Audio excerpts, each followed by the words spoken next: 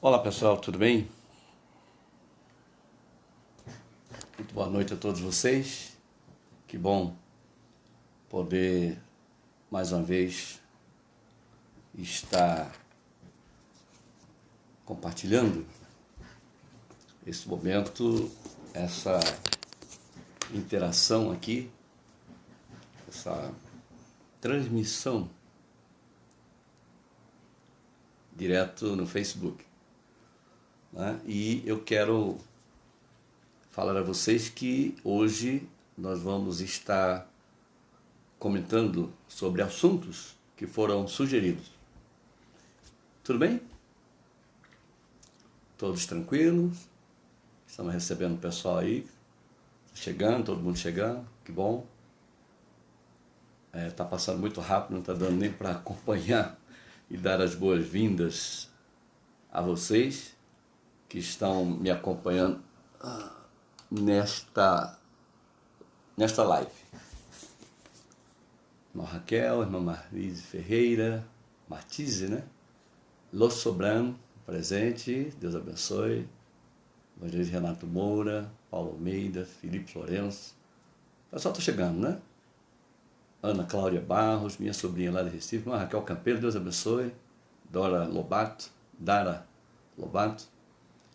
Bem, pessoal, eu recebi vários temas, né? E como fazer aqui?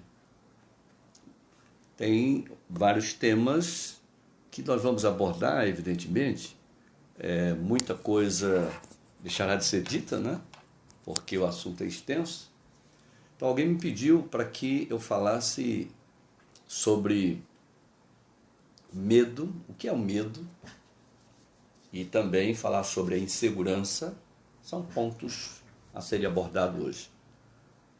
Então hoje nós vamos comentar um pouco com vocês sobre a fisiologia do medo, conceito de insegurança, e também recebi, dentre vários temas, selecionei alguns para falar hoje. Então hoje nós vamos falar sobre medo, insegurança, carência afetiva e também falar sobre ciúme, né? Daqui a pouco nós vamos entrar mais firme no assunto. Eu quero, Deus abençoe, irmão Raquel Campelo, paz, seja bem-vindo.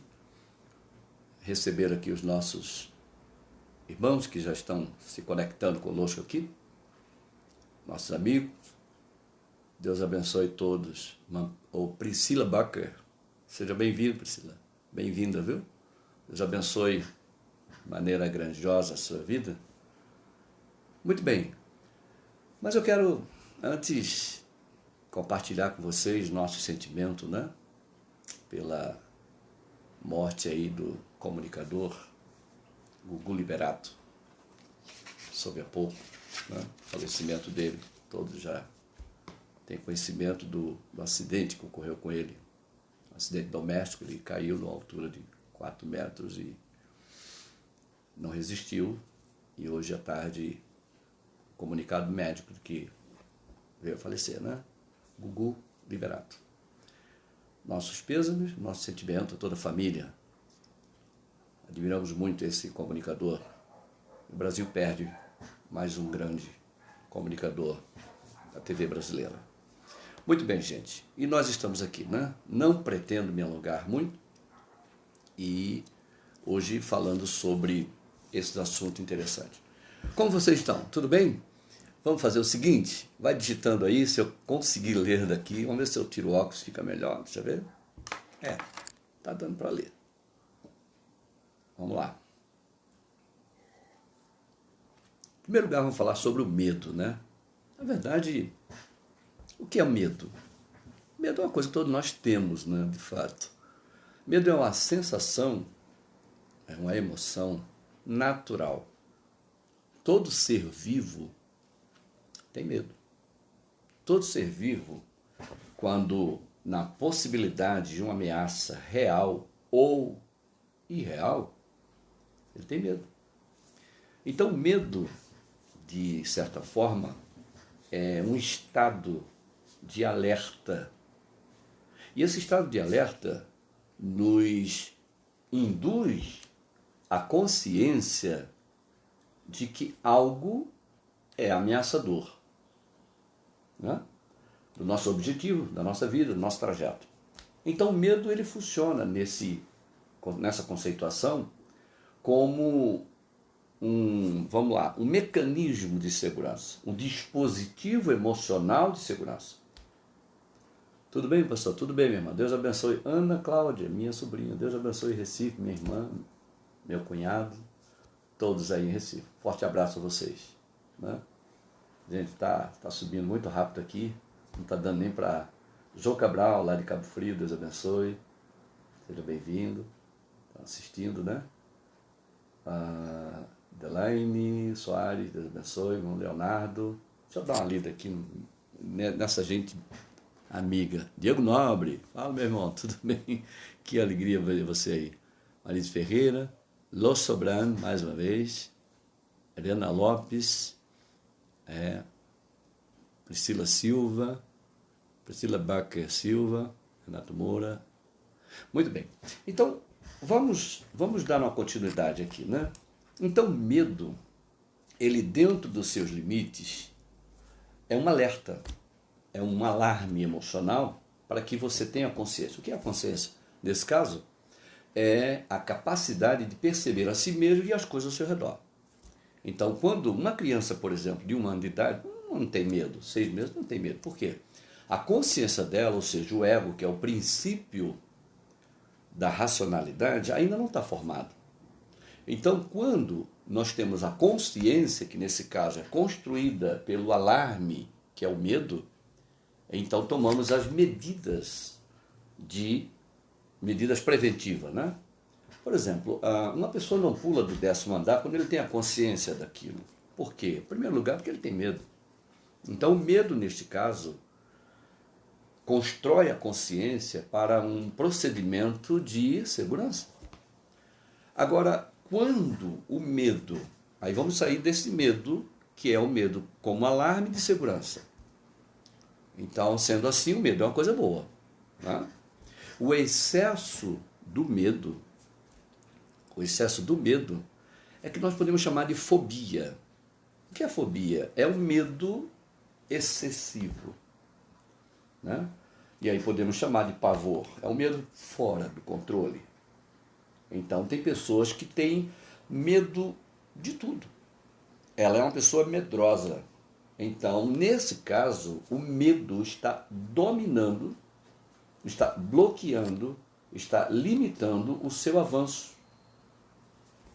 Você não faz determinado investimento porque o fator medo te bloqueia. Todo corajoso, ele tem medo. Porém, ele doma, ele controla o medo. O medo não o limita, o medo não o comanda. Quem comanda é a sua racionalidade, dentro do princípio lógico de prevenção da segurança, né?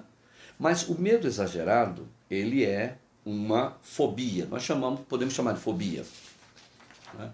E como fobia, nós temos aí, então, os sintomas que o medo pode proporcionar, tanto físico, né, como sintomas emocionais. Então, existem vários sintomas do medo fóbico. Esse medo que é limitante, bloqueador. Pessoas que têm medo de tudo. Medo de avião, de andar de avião, né? Medo de morrer. Por exemplo, vamos falar aqui rapidamente sobre... Veja como é amplo falar sobre o medo, né? Então, estamos falando do medo fóbico, né? Medo limitante, medo que incapacita você nas suas decisões, por causa do medo. O medo é bloqueador, de certa forma, né? O medo faz com que você permaneça na sua zona de conforto. Na verdade, a zona de conforto é algo bom, porém, tem algo ruim, que é que ela não te deixa crescer. E um dos bloqueadores para que você não avance normalmente é o medo. Então, medo de morrer, por exemplo, é normal? Claro que é. Todo ser humano tem medo de morrer. Isso é natural. É normal medo de morrer. Agora, viver com medo de morrer, aí sim já é uma distorção, já é um distúrbio, né? Uma psicopatologia que precisa ser tratada. Então, o medo pode ser generalizado, como também pode ser um medo específico. Vamos tentar explicar isso aqui de uma forma bem tranquila, né? O medo generalizado é uma pessoa que tem em si uma insegurança. O que é a insegurança? É a percepção de si mesmo como vulnerável a determinado desafio. Então, a insegurança faz com que a pessoa abrace o tempo todo o medo que o bloqueia. Então, como disse, o medo de morrer é normal, claro, todo ser vivo tem. Por isso nós fugimos dos perigos. O que é um perigo? É um episódio ou um fato ameaçador. Então eu fujo dele por medo, e esse medo me constrói uma consciência, como disse, que me leva a afastar da fonte desafiadora. O medo fóbico, portanto, é aquele que é limitante, incapacitante. Então o medo pode ser a partir de um fato ou de uma ameaça real, como também pode vir de uma ameaça irreal, uma ameaça construída apenas na sua mente. É quando a pessoa tem alguma alucinação, por exemplo. Eu falar aqui sobre alucinação e delírio. Daqui a pouco a gente vai comentar um pouquinho sobre isso quando eu falar sobre o ciúme, né? Vejamos então. O delírio é quando você cria, imagina inconscientemente na sua mente uma ação ameaçadora. Então você cria algo que aquilo te atormenta, mas ela é inexistente. Então o delírio parte do inexistente para uma percepção distorcida daquilo que você criou. Não é? Muito bem, a gente fala isso mais adiante. A alucinação parte de algo real, porém com a percepção, um sentimento perceptório distorcido. Então, vejamos aqui um exemplo, no caso da alucinação. Eu estou aqui com essa caneta, vejamos, ela é real? Claro que é. Porém, ela está dando a Deus para você? Não. Mas você percebe que ela está dando a Deus para você. Né? Ela está tentando falar com você. Então, é a percepção distorcida, isto é, a alucinação. Então, quando a pessoa cria uma imagem, cria uma cena, ele passa a ter medo de algo inexistente. Como disse, né? O medo fóbico normalmente vem de uma fonte inexistente, criada pela mente dele.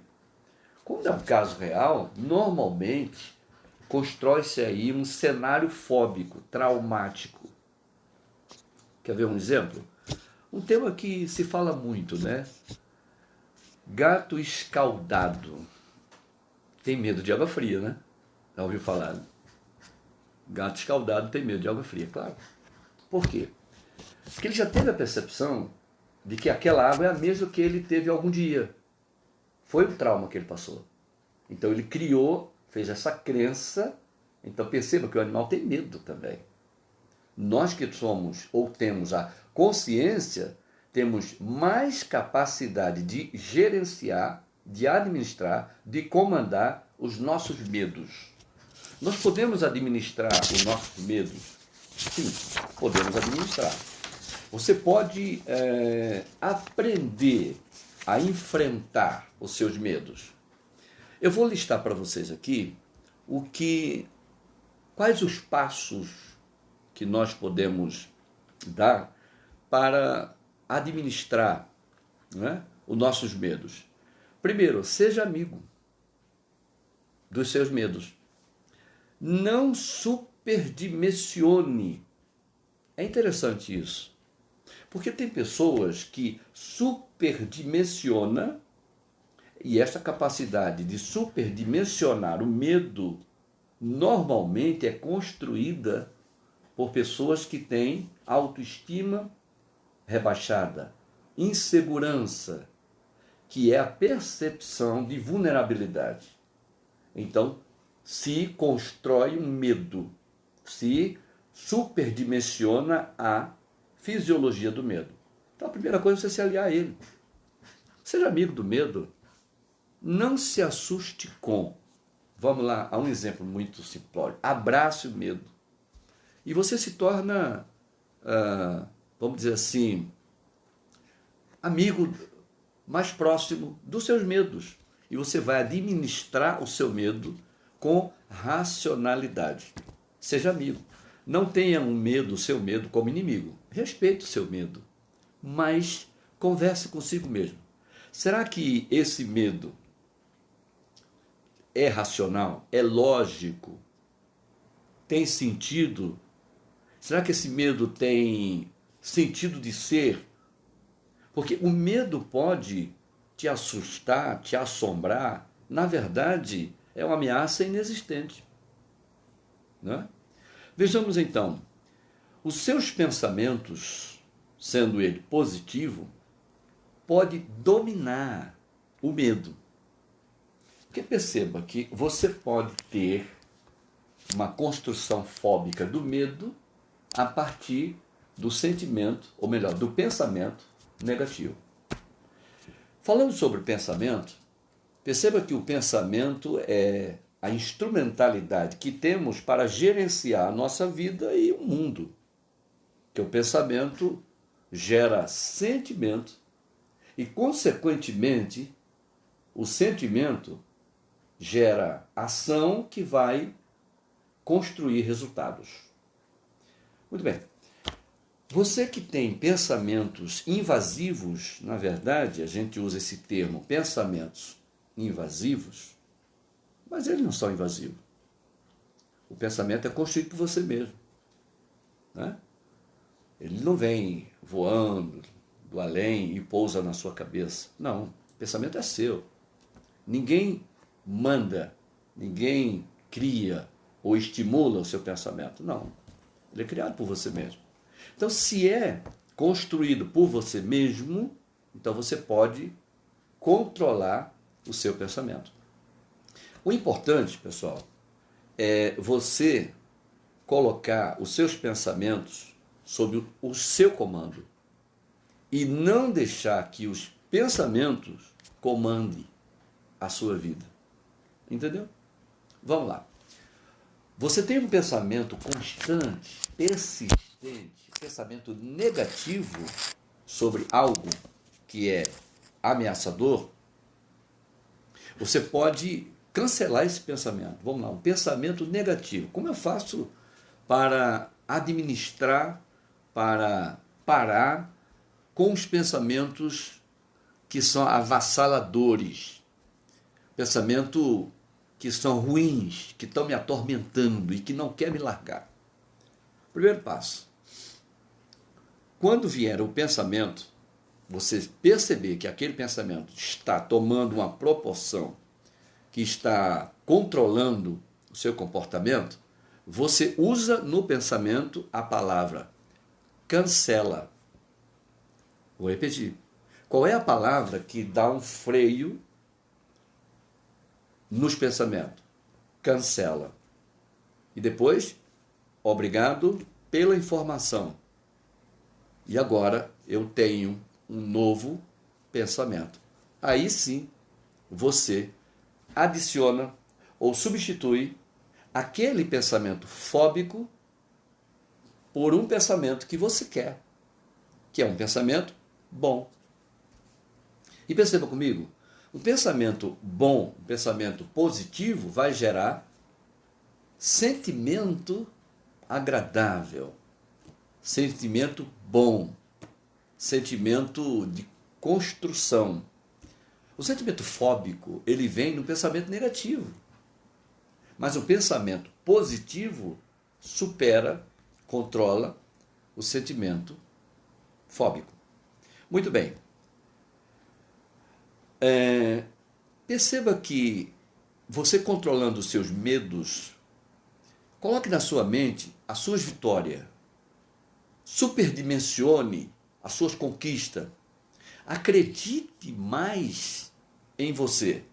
Você pode então controlar os pensamentos negativos e enfrentar os seus medos, que podem ser fantasmas, que podem ser irreal, que pode ser alucinógeno, com pensamentos construídos pela sua racionalidade, a partir da construção inteligente da lógica do seu pensamento. Interessante que um dos itens para combater o seu medo é você rir. Rir dos seus medos. Não tenha ele como maior que você. Você é maior que os seus medos. Então, coloque o seu medo, ou o medo que está em algum momento te assombrando, coloca ele no lugar dele. Porque você é mais importante, você é mais poderoso, você tem mais capacidade de domínio do que o medo. Então, como disse, né? Tem pessoas que têm medo de ficar doente, por exemplo. Medo de morrer, medo de falar em público. Vamos falar aqui alguns medos, dentre tantos, né? Vamos lá. Medo de ficar doente. Por que você tem medo de ficar doente? O que deve fazer? Usar o princípio da racionalidade. Você tem uma alimentação sadia? Né? Estou vendo aqui pessoas de Belém do Pará. Deus abençoe, irmã. A irmã está sendo nossa assistente lá em Belém do Pará. Está divulgando essas lives lá em Belém do Pará. Um abraço a todo o pessoal de Belém do Pará. Então, perceba, você está tendo uma alimentação sadia? Você está praticando atividade física? Faz um check-up geral de saúde? Se você atenta mais para você mesmo, para a sua saúde, não precisa ter medo. É natural, como eu disse, o medo dentro de um limite, ele funciona, né, como alarme, para que você tenha a sua atenção voltada para aquele fator ameaçador, que seja real ou irreal. Muito bem. Medo de ficar doente. Por que a pessoa tem medo de ficar doente? Porque talvez, quando ele ficar doente, por algum motivo, ficaria sem apoio, ou sem alguém para cuidar. Então, isso são coisas que já devem ser construídas agora, gradativamente, para que você seja liberto, né? Não tenha este peso desnecessário, que é o medo. Viva a vida sem medo. Porque percebam uma coisa, quanto mais eu foco a minha atenção no medo, mais ele se estende, mais ele aumenta. Não é? Quanto mais medo, quanto maior medo eu tenho de determinada coisa, aquilo se apresenta sempre na minha frente. O ideal é o quê? Neutralizar, porque você é maior que o medo. Não é? Medo de morrer, já falei. Claro, todo ser humano tem medo de morrer. Sabes que isso vai acontecer com todo ser vivo. Agora, viver com bloqueia a sua vida e rouba a qualidade, a excelência de vida que você merece viver. Certo? Então, quando você vive uma vida sorrindo, uma vida feliz, uma vida tranquila, uma vida em paz, o medo não se aloja. Porque, perceba uma coisa comigo, os pensamentos negativos são produtores, são fabricantes, né, do medo.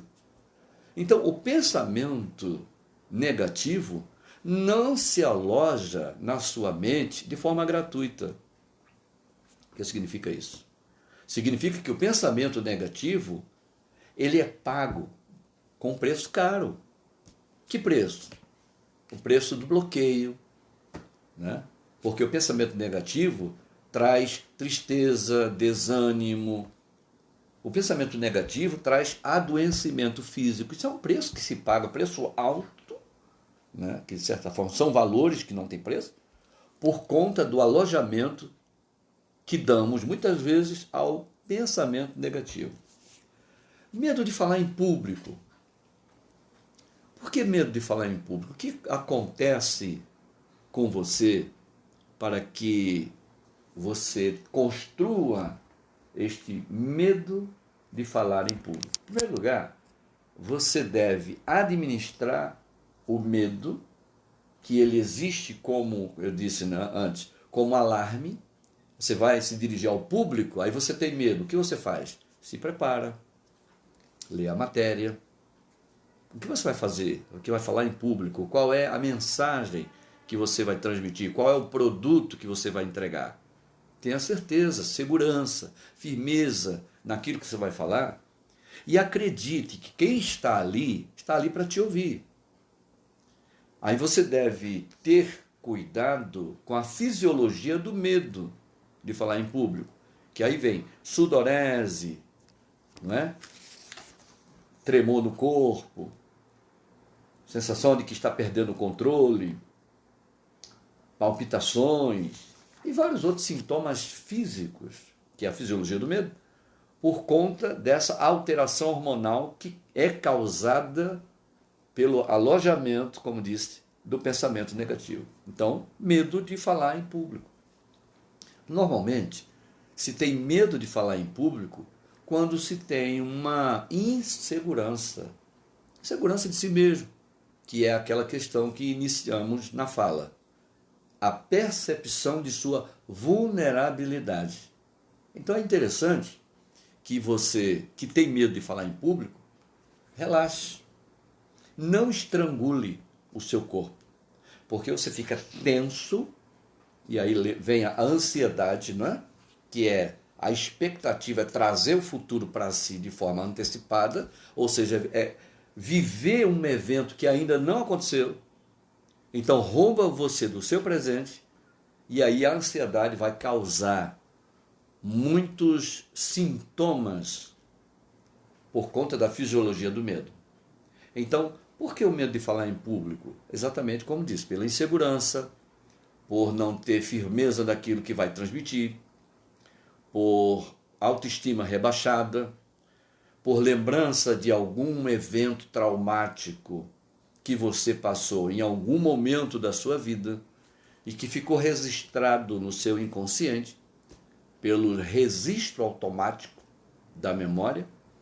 E quando você está naquele evento, ele é um gatilho que vai disparar o sentimento que está gravado na sua mente, na sua memória. Porque, na verdade, o que está gravado no nosso inconsciente não passa. O nosso inconsciente é atemporal. Então, o medo de falar em público é um medo que pode e deve ser vencido. Aliás, todo medo existe para ser vencido, para ser controlado. Certo? Muito bem. Medo de altura. Tem medo de altura. Por que tem medo de altura? É claro. Todos nós devemos ter medo de altura, né? Você não é pássaro para voar nas alturas.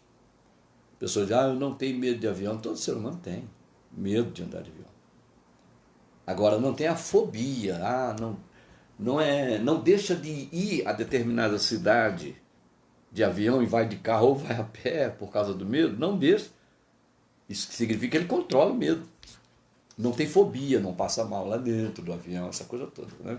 Porque ele controlou esse monstro, esse assombro que está lá dentro dele, em algum momento registrado como trauma. Então é natural que se tenha medo, porque é ameaçador, de qualquer forma. Medo de água. Veja, medo de água, né? Por que medo de água? Porque em algum momento da sua vida, você sofreu algum trauma relacionado com água. Então, medo de água, medo de nadar, medo de tomar banho na praia, no mar, medo de mergulhar, né? Esse medo, ele tem que ser vencido. Encare os seus medos de forma racional. Você não pode ser desafiador da vida, não. Mas encare de forma normal, ria dos seus medos, né? E vá em frente, porque a vida é bela quando se vive sem o medo bloqueador. Como disse, o medo como alarme, ele é bom e deve existir para que vivamos com segurança, né? Agora, o medo bloqueador, ele é incapacitante, ele te limita, ele te freia. Medo de sangue, interessante, né? Medo de sangue. Por que medo de sangue? Porque normalmente, quando você vê o sangue, isto abre um gatilho que traz à lembrança um processo traumático que você passou em algum momento e que não foi ressignificado. Entendeu? Muito bem. Então, pessoal, vejamos. O medo, ele é uma sensação, como disse, de alarme, ao mesmo tempo, quando passa dos seus limites de alarme, de segurança, passa a ser uma fobia incapacitante. Certo? Muito bem. Nós vamos falar agora, muitas pessoas entrando aqui, a irmã Denaura, Pai do Senhor, Pai do Senhor, minha irmã, Deus abençoe. Irmã Valdeci. Ok, a irmã Lô Sobrana ainda está presente aí, a irmã Adriana, a Tabires. Gente, é muito bom poder estar conversando com vocês, ok? Então vamos agora passar para outro tema, tá? Outro ponto que eu acho interessante estar conversando um pouco aqui com vocês. Para mim é muito bom, muito agradável. Sejam todos bem-vindos. De 15 em 15 dias eu vou estar aqui conversando, falando alguma coisa. Claro que muita coisa, né, deixará de ser dita, porém, nós vamos estar sempre em contato com vocês, ok? Eu queria falar agora sobre ciúme. O que é ciúme, né? De certa forma, o ciúme, ele é um cuidado, né? Um cuidado, uma atenção que se dá, uma atenção protetiva. Mas quando o ciúme, da mesma forma do medo, perceba, quando o ciúme é excessivo, ele é o medo de perder. E esse medo de perder causa uma dor. Então, o que é o ciúme patológico? Aí sim é o que nós vamos tratar, né? Ciúme patológico é um sentimento doloroso, mas ao mesmo tempo egoísta. Por quê? Porque quem tem ciúme exagerado, ele não pensa no outro, ele está pensando nele. Não é? Então, o pensamento de perca, o sentimento de perca, gera esse ciúme exagerado. Então, o ciúme, ele é um relacionamento, um sentimento de relacionamento a três. Você tem ciúme de uma pessoa por causa de uma outra coisa, ou objeto, ou pessoa que está intervindo nesse relacionamento. Vejamos, tem mulheres que têm ciúme do marido por causa do computador. Ela gera um ciúme. Mas por quê? De alguma forma, isso está tirando dela o tempo que ela teria com você, que está dedicado ao computador. A pessoa que tem ciúme, como disse, ela quer a atenção exclusiva daquela pessoa para si. E aí tem medo de perder esta pessoa para outra pessoa, ou evento, ou coisa, ou objeto. Vamos lá. Então, o ciúme, ele tem 3 níveis eu diria, de afetação, de gravidade. O enciumado, o ciumento e o delirium de ciúme. Vamos lá. Esses 3 níveis de afetação, de gravidade do ciúme, eles precisam ter um olhar específico, um olhar cuidadoso, porque, como disse, o ciúme é um sentimento egoísta. Por que egoísta? Como disse, porque a pessoa que tem um ciúme, o enciumado, não está pensando no outro, está pensando nele, na proteção dele, que é aquela pessoa para ele, ninguém pode falar, ou ninguém pode intervir. Não é? Então, vejamos, o enciumado é aquela pessoa que tem a sensação de perda temporária. Vou dar um exemplo. Você encontra, dá um exemplo aqui, né? O seu marido falando com uma pessoa, com uma mulher. E ele está sorridente, está feliz e tal. E você acha aquilo um tanto quanto desafiador. Mas depois que você chega em casa, conversa com ele, pergunta quem é. Ele vai dizer, é minha prima. E você não conhecia, estou dando exemplo. Não conhecia.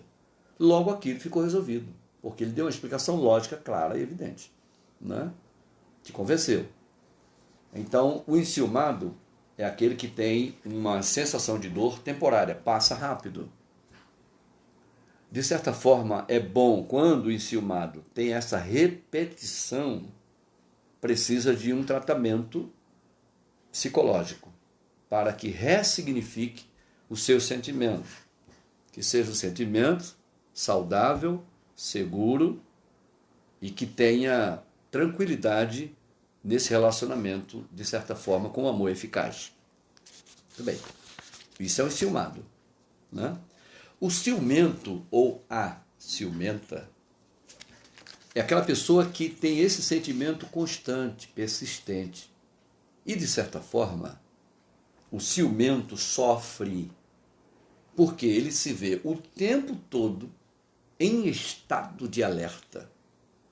Por exemplo, quando o marido chega em casa, aí a mulher vai lá na roupa dele e verifica se tem algum fio de cabelo. Ela faz isso todo dia. Estou dando exemplo, né? Da mesma forma, um homem olha para a esposa e diz: por que você está arrumando o cabelo? Você nunca fez isso. E se preocupa com detalhes pequenos, faz interrogações, investigações. Então a pessoa que é o objeto ou a vítima de um ciumento começa a sofrer, a ter um grau de sofrimento.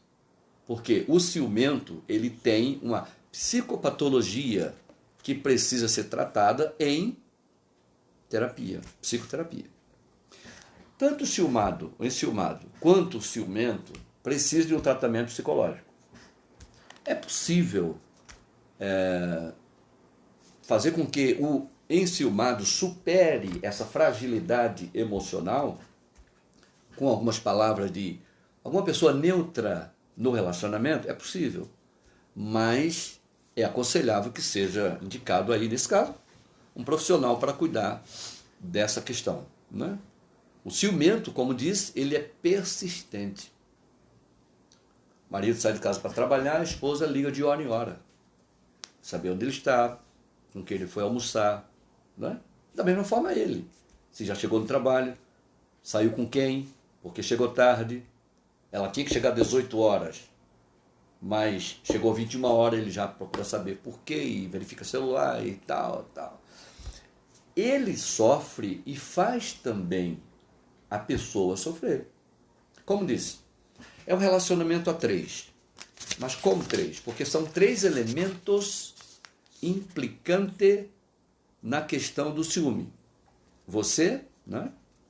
A pessoa, o objeto amado e o, vamos chamar de objeto intruso, né? Objeto intruso. Então, perceba que esse relacionamento a três, a pessoa que tem um ciúme, ela tem medo de perder o objeto amado para uma coisa, um evento, um objeto ou pessoa. Como disse, então, é um sentimento egoísta, que só pensa nela, não nele. Então, precisa de um tratamento psicoterapêutico. É o ciumento, ou a ciumenta. Ok? Muito bem. O delírio de ciúme, do ciúme, eu diria que seria o último estágio, no grau de afetação, desse adoecimento, que é o ciúme patológico.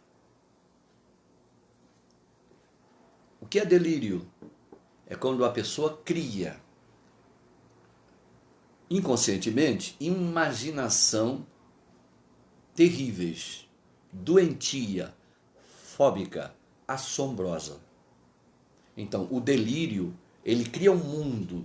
Dentro desse mundo interior, ele cria uma história, um mundo, um universo totalmente diferente da realidade. Então, o delírio de ciúme também é chamado de mal de Otelo. Por que foi dito que é mal de Otelo? Por que é considerado como mal de Otelo? Porque, segundo a história, Otelo matou a esposa porque via que ela estava com outra pessoa. Na verdade, ela era inocente, não tinha nada a ver, absolutamente. Mas ele criou um delírio de tal forma que quem tem essa questão, ou essa psicopatologia do delírio, ele cria a imagem.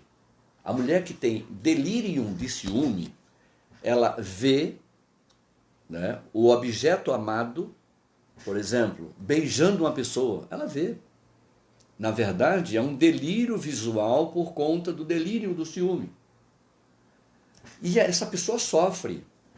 Ela entra em amargura, em desespero. E é muito grave as características sintomáticas da pessoa que tem, ou que é portador ou portadora de delírio de ciúme.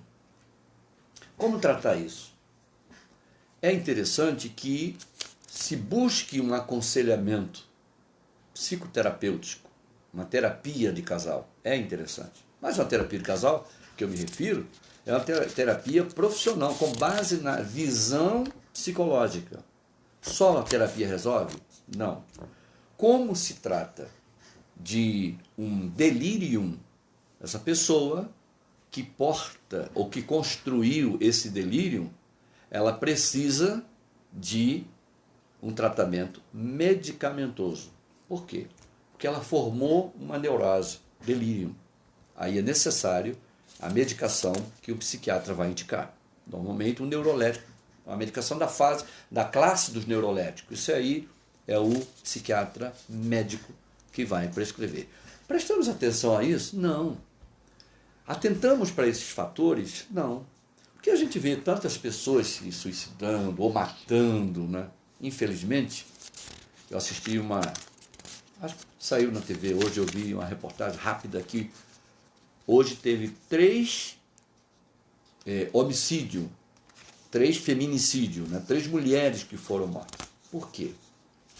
Pelo fato de ser mulher. Mas será que é só isso? Ou quem praticou este ato estava sob um efeito do delírio? Um caso a ser estudado, um caso a ser avaliado. Mas isto tira a impunidade ou dá impunidade à pessoa? Não, ninguém é impune. Absolutamente ninguém. Quem é impune? Uma criança, tudo bem, que não tem um ego formado. Criança não pratica. Não, uma criança de 1 ano não é capaz de praticar um crime, é? Não, claro que não. Aí seria impune. Agora, todos os demais, ele estava com delírio, então será preso no regime manicomial. Claro, né? Todos têm que pagar. Muito bem. Então, delírio do ciúme é capaz de matar. Quem tem isso, quem tem essa psicopatologia, é capaz de matar uma pessoa por conta do ciúme que lhe atormenta. Ela cria um delírio, ela cria imagem que atormenta a sua mente. Às vezes no sonho ela acorda desesperada. Mas por quê? Por causa da insegurança que ela tem, da alta vulnerabilidade, baixa autoestima, a insegurança que o outro passa também, o relacionamento desgastado pode ser ou são fatores construtivos desse processo do delirium de ciúme. Ok? Então, é necessário um tratamento. Claro que nunca damos atenção a isso. As pessoas, às vezes, estão com distúrbio psicológico, depressivo, ansiedade, e só vai a um psicólogo ou a um psiquiatra quando a coisa já está a nível de explosão, a nível sintomático, eu diria até que irreversível, e querem, muitas vezes, que o psiquiatra faça um milagre. Querem que o psicólogo, em uma sessão psicoterapêutica, resolva a questão. Na verdade, não vai resolver, tem que resolver você. Por isso é importante dar atenção ao que você tem de poderoso, que é a sua mente. Quando a mente vai bem, o corpo responde de forma saudável. Eu gostaria de estar falando com o pessoal que está vindo aqui, né? Irmã Rosana Soares, Deus abençoe. Irmã Valdeci Novaes, Deus abençoe. Lô Sobrano, mais uma vez, Deus abençoe. Adriana, mais uma vez, Deus abençoe. Tamires, Deus abençoe, irmã. Irmã Solimar, lá de Minas Gerais, Deus abençoe. Que bom, né? Irmã Cristiane, o irmão Miro Garcês, Priscila Becker, mais uma vez, está assistindo conosco aí. Seja bem-vinda, irmã de Belém do Pará, irmã Mirte Rodrigues, aqui do Rio, né? Irmã Claudinha Gomes, Elaine. Muito bem, pessoal, sejam todos bem-vindos. Deus abençoe muito a vida de vocês, né?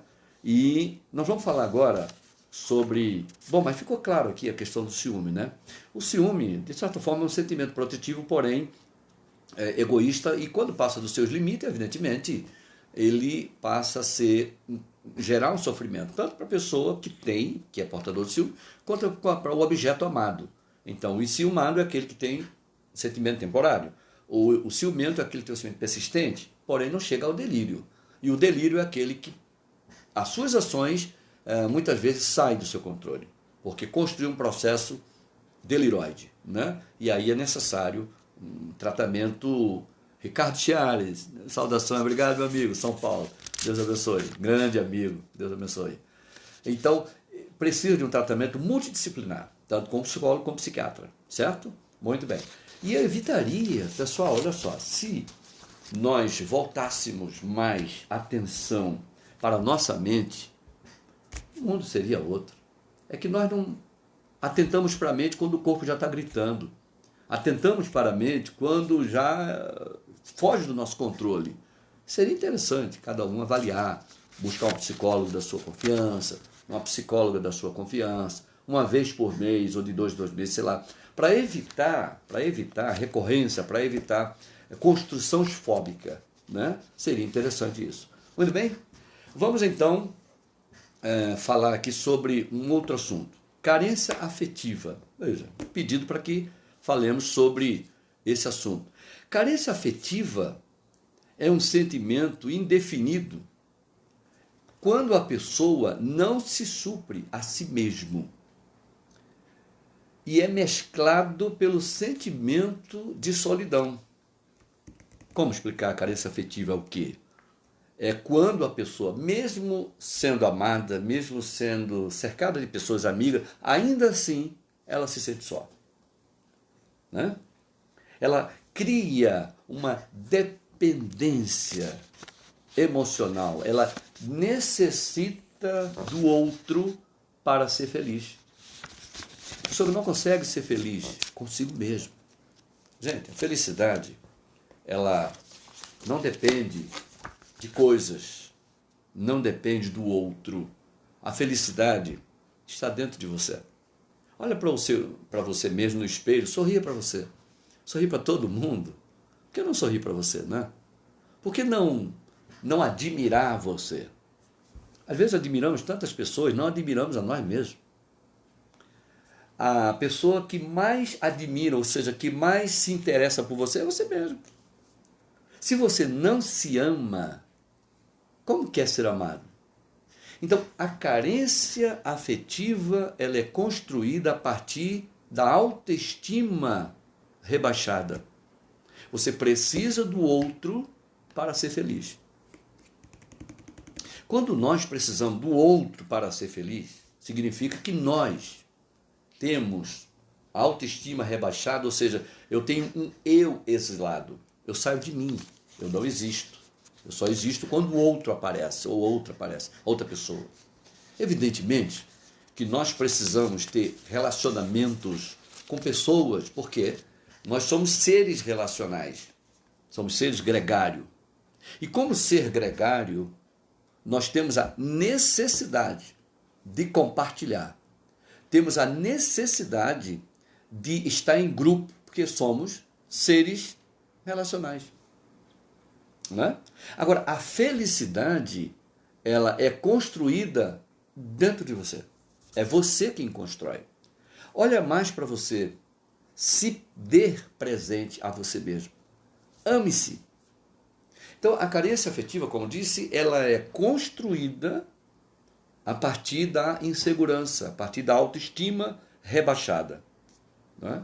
Isso leva a uma dependência emocional. Dependência emocional do outro. Estou alegre se fulano do meu lado fica alegre. Estou feliz porque fulano me ama, ou me aceitou, ou apoiou. Não dependa de ninguém para apoiar ou reprovar as suas intenções, seus objetos, seus objetivos, seus planos, suas metas. Seja você o tempo todo. Quando nós anulamos a nós mesmos, precisamos de alguém que nos valorize. Né? Tem pessoas que é dependente da aprovação do outro. Essa pessoa indica carência afetiva. Quais são os sintomas que acometem, né? Quais são os sintomas que leva a pessoa, ou que sinaliza que a pessoa tem carência afetiva?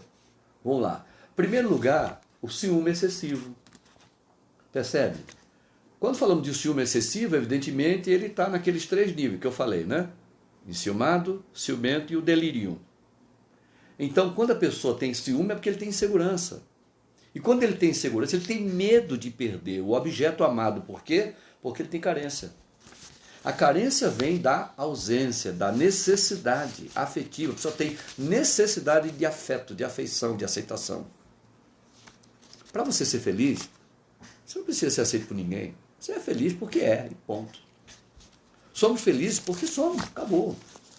Não dependemos do outro para ser feliz. Quando nós colocamos isso na nossa mente, não precisamos do outro para ser feliz, vivemos bem e gostamos da vida.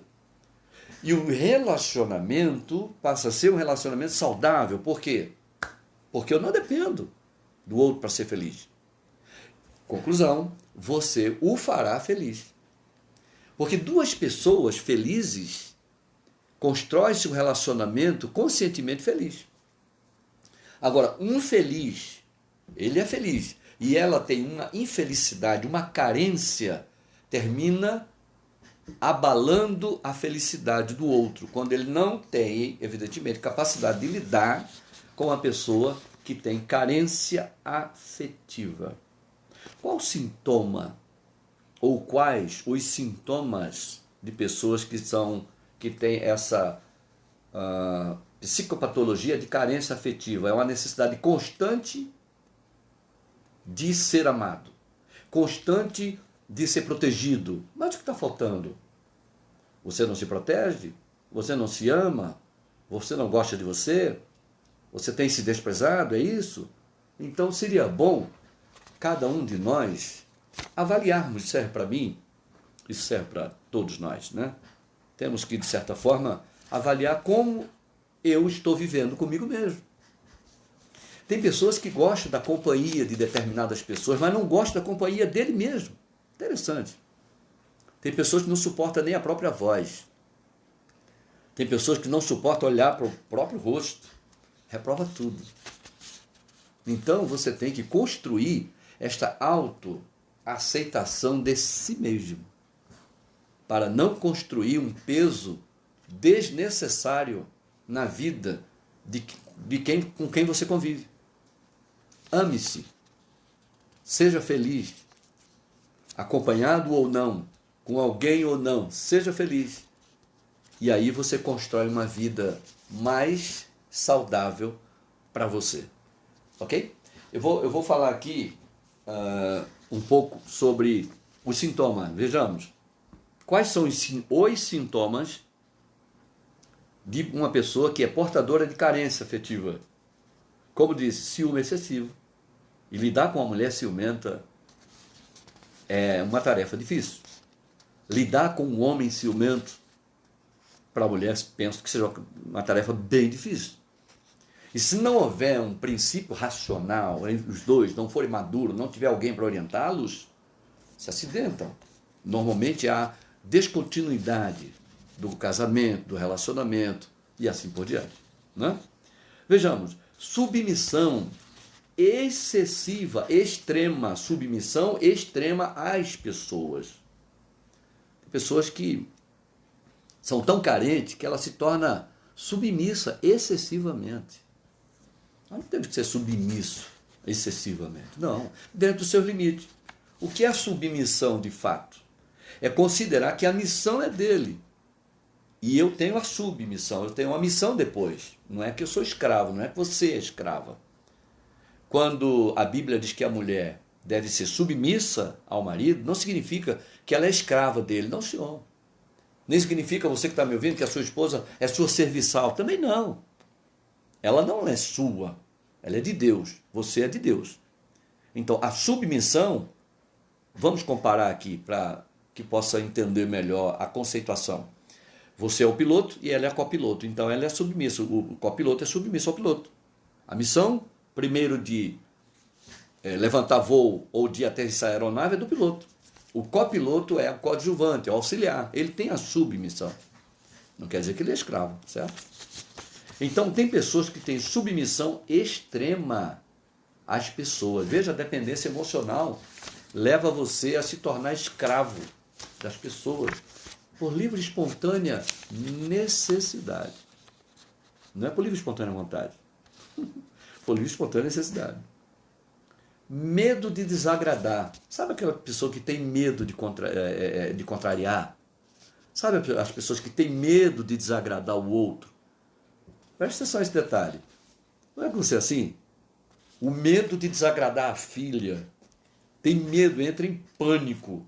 Se falar algo que o filho esteja se sentindo desagradável, você perde o chão, minha filha. Né? Sua filha domina na sua casa e tem medo dela. Isso é o quê? Carência afetiva. É um sintoma, é um dos sintomas da carência afetiva. Medo de desagradar. Né? Esse medo, perceba, que é bloqueador. Então você não vive, você está vegetando, porque você vive a serviço do outro. E você? Está vivendo como? Viver em função dos sonhos do outro. Olha só, você anula, você estrangula os seus sonhos para corroborar, colaborar com o sonho do outro. E você? Onde é que fica nessa história? Sabe, gente, é por isso que tem muitas pessoas adoecidas.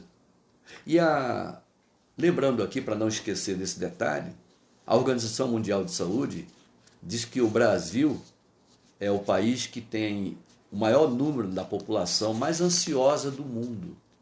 Dados da Organização Mundial de Saúde.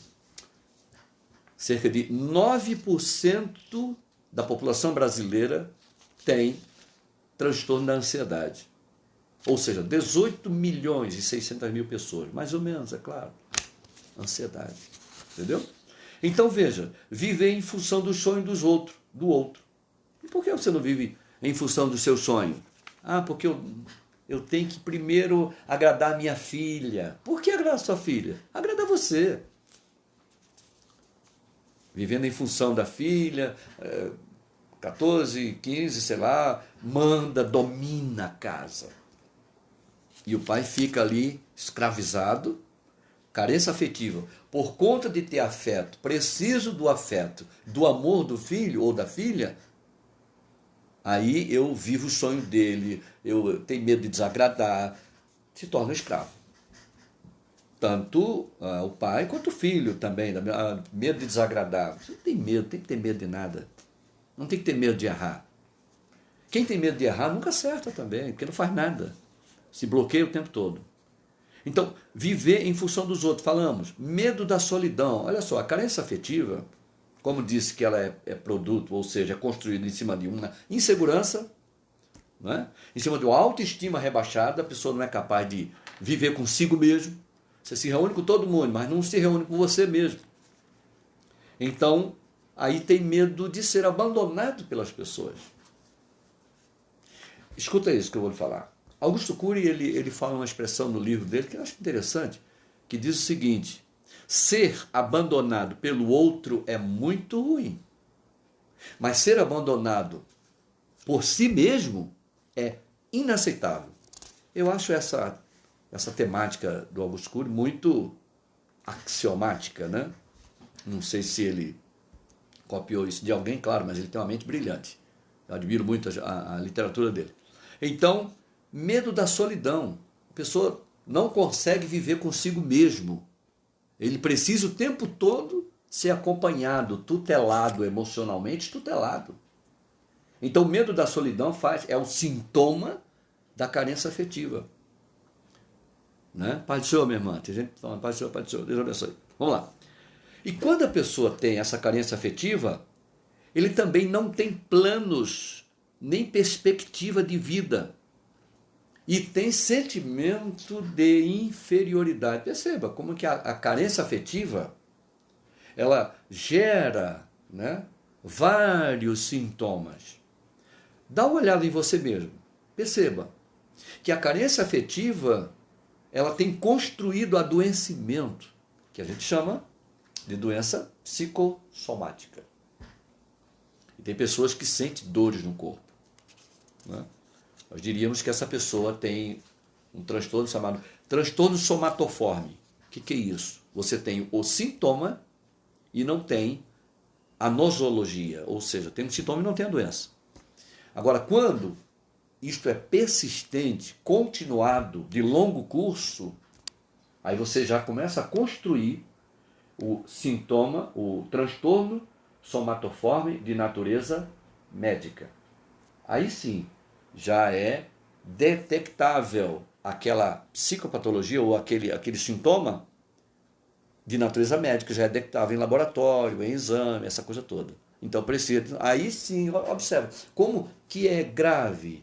A questão da carência afetiva é capaz de um adoecimento, vai agravando o quadro, né? Muito bem. Normalmente, uma carência afetiva, ela é construída quando uma pessoa busca no outro o que ela não consegue dar a si mesma, ou não encontra em si mesmo. Aí ela busca no outro, entendeu? Então, por isso é interessante você amar a si mesmo. Deus disse assim, amai ao próximo como a ti mesmo. Isso significa que primeiro você tem que amar você. Como você vai amar alguém se não se ama? Como você quer que alguém te ame se você mesmo se despreza, né? Não cuida da alimentação, não cuida da saúde, não faz o check-up, não faz a atividade física, não lê um livro, não assiste um filme, não vai à praia. Quer dizer, o que você está fazendo então? Da sua vida. É interessante que você se dê um presente a si mesmo, certo? Portanto, pessoal, é interessante que cada um de nós entendamos que a vida, quem nos coloca no rumo somos nós mesmos. Você não pode, nem deve culpar ninguém. Quem tem o poder da autorresponsabilidade sabe que você tem a vida que merece porque se colocou onde você mesmo se colocou. Então não pode culpar ninguém, né? É interessante isso. Então vejamos, a carência afetiva é quando uma pessoa busca no outro o que ela não vê e não encontra em si mesma. E aí se torna uma pessoa totalmente dependente, aprisionada. E esta pessoa, ela tem um transtorno, né, do amor patológico. Já existe no Brasil várias associações de mulheres que amam demais. Amada. Mulher, Associação de Mulheres que Amam Demais. Aqui no Rio de Janeiro, em São Paulo, em vários estados do Brasil tem, né? É como se grupo autônomo, né? Muito bem. Então, a questão da emoção e aquilo que você sente, o transtorno da ansiedade, porque a ansiedade, na verdade, é algo bom. A pessoa diz, fulano está ansioso. Tá, é algo bom. Porque a ansiedade, de certa forma, estimula você a dar respostas positivas ao que você propõe. Se você não tiver nenhum grau de ansiedade, você não levanta da cama. Agora, quando a ansiedade é excessiva, aí sim ela passa a ser transtorno. Como eu falei, né? A pesquisa da Associação Mundial de Saúde, a Organização Mundial de Saúde, diz que o Brasil sabia disso. O Brasil é o país mais ansioso. Claro, por que motivo? Tem vários motivos. E a ansiedade ela é multicausal. Imagina, no país nós temos 18 milhões, 600 pessoas ansiosas, né? A ansiedade, o TAG, por exemplo, que é o TAG, transtorno da ansiedade generalizada, é a mãe de todas as fobias. Então, as fobias ela vem a partir do transtorno da ansiedade que gera uma vulnerabilidade psicossomática, cognitiva. O ansioso ele traz o futuro inexistente para o presente existente e estraga o presente. Ou seja, o ansioso ele é raptado do seu presente. E o presente já é um presente, né? Então, é interessante avaliar também que o passado e o futuro não existem, só na nossa imaginação. Porque, de fato, o futuro, quando ele chega a você, ele vira presente. Então, o futuro chegou. Então, o futuro não existe, é presente.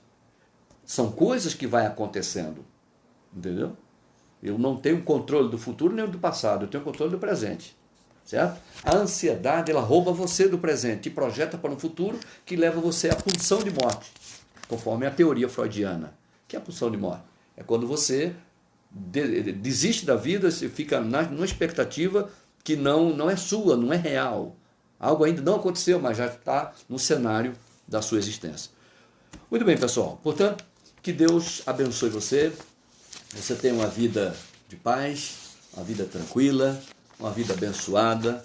Procure meditar, medita na palavra, ouça uma música tranquila, feche os olhos, entre no seu quarto, relaxe um pouco, faça respiração diafragmática, né? Se solte um pouco, pare um pouquinho com esse estrangulamento, essa mente acelerada, dorme e se acorda cansado, não consegue descansar, tem dores no corpo o tempo todo, sonhos que são muitas vezes perturbadores. O que está acontecendo?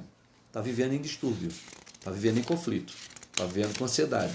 Isso pode gerar, a ansiedade gera também processo depressivo. Amém? Portanto, que Deus abençoe você. Quero agradecer a todos vocês que estão me acompanhando até agora. São 23 horas e 9 minutos. Nós começamos às 22 horas, acho que em 5 minutos por aí. Esse tempo que nós estamos aqui, para mim, foi bem proveitoso, ok? Muito obrigado, gente. Muito obrigado e até a próxima. Nós vamos estar aqui com outro assunto, né, que for sugestivo para que nós possamos comentar, ok? Um abraço então, Deus abençoe vocês e como pastor quero orar pela vida de todos nós, pela sua vida também, amém? Pai querido, eu quero te agradecer por esta grande oportunidade de poder estar fazendo esta transmissão ao vivo aqui no Facebook. E peço a tua bênção na vida desse meu irmão, dessa minha irmã, desse meu amigo, dessa minha amiga, que assistiu e aqueles que vão assistir ainda esta transmissão aqui no Facebook. Muito obrigado, Deus. Eu peço a tua bênção na vida de cada um dos teus filhos. E na minha vida também, em nome de Jesus. Amém, pessoal? Deus abençoe. Até a próxima. Forte abraço. Tchau.